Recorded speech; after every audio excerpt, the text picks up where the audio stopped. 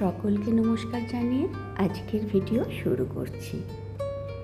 এটা শিউলি ফুল, অনেকে একে পারিজাত বা হারসিঙ্গার বলেও ডাকে।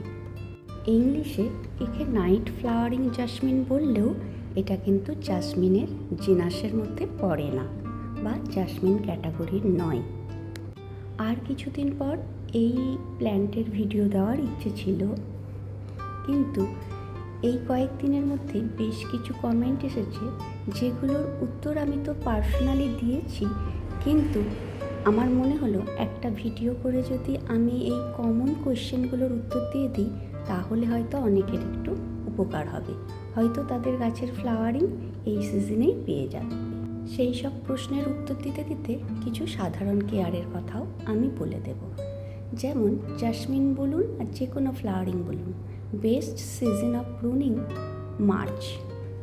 তো আমি মার্চের শেষে এরকম গাছের একটা প্রুনিং করে নিয়েছিলাম। এখন একজন প্রশ্ন করেছেন যে ওনার গাছ খুবই ছোট, এই অক্টোবর নভেম্বরে কি ফ্লাওয়ারিং আসতে পারে? আপনাদের যদি বিশেষ আলাদা কোনো মতামত থাকে আপনারা কমেন্টে জানাতে পারেন, তবে আমি কোনো গাছ বিশেষজ্ঞ নই। গাছের সাথে থাকতে থাকতে গাছকে বুঝেছি, চিনেছি আর জেনেছি। আমি আমার অভিজ্ঞতা থেকে এইটুকুই বলতে পারি, সিডস থেকে গাছ হলেও এই শিউলি গাছের 1 to 2 ইয়ার্সের মধ্যেই কিন্তু ফ্লাওয়ারিং এসে যায়।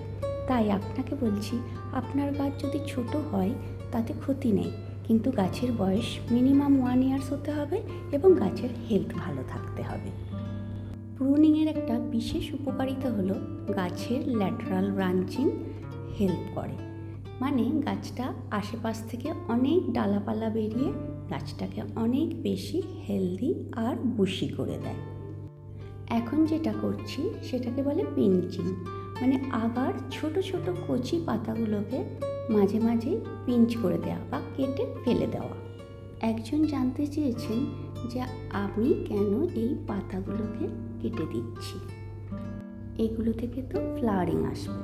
হ্যাঁ, আপনি ঠিকই বলেছেন, এই ডগা থেকেই কিন্তু ফ্লাওয়ারিং আসে, কিন্তু আমি যেটা করছি ওইটা ফ্লাওয়ারিং আসার আগে, মানে প্রায় ফ্লাওয়ারিং আসার যখন টাইম হবে তার 15 to 1 month আগেই কিন্তু এই পিঞ্চিং করা বন্ধ করে দিতে হবে।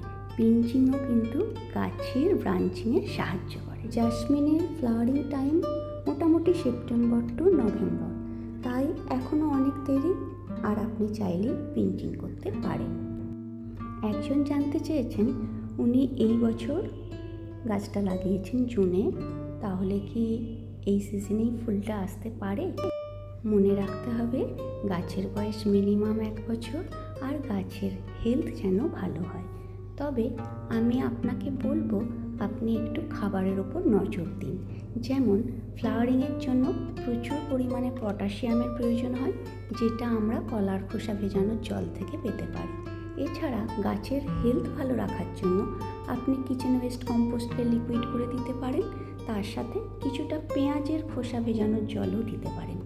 এইভাবে গাছকে যদি আপনি 10 থেকে 15 দিন অন্তর অন্তর এইরকম একটা ফার্টিলাইজার, আর যদি আপনার বাড়িতে কিচেন ওয়েস্ট কম্পোস্ট থাকে তাহলে দিলে গাছের হেলথও ভালো হবে আর ফ্লাওয়ারিং আসার সম্ভাবনাও অনেক বেশি হবে। আজ এই পর্যন্তই। আপনাদের যদি আরও কোনো প্রশ্ন থাকে করতে পারেন, আমি আপনাদেরকে উত্তর দেওয়ার চেষ্টা করব। সকলে ভালো থাকবেন, গাছ লাগান, বাগানের সাথে আপনিও খুশি থাকুন আর এই পৃথিবীও খুশি হোক। সকলে ভালো থাকবেন, টাটা।